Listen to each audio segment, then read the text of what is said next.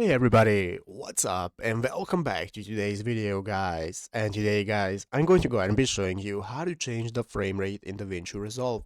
This is a very simple thing to do guys, so make sure to watch this quick and easy video till the very end and follow my steps correctly so you can make sure this works the same for you and that you can do this yourself. But yeah guys, let's get straight into it.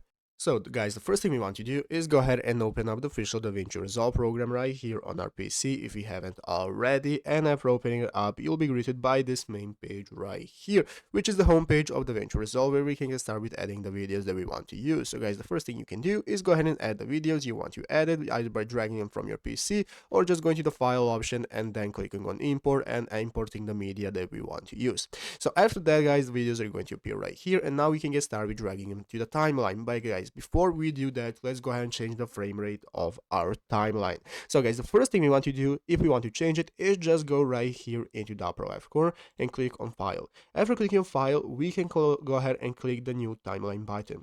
After clicking new timeline guys, this is now going to open up this new menu where we can go ahead and start setting up our timeline, give it a name and so on, and click create. But guys, if we want to change the frame rate, what we want to do is uncheck this option that says use project settings, and after unchecking it, go into the format option right here. After clicking format guys, as you can see, there is going to appear an option that says timeline frame rate, and here you can get started with importing the frame rate that you want to use with your timeline. After that, click create, and this is going to be your new timeline where you can go ahead and start dragging your videos.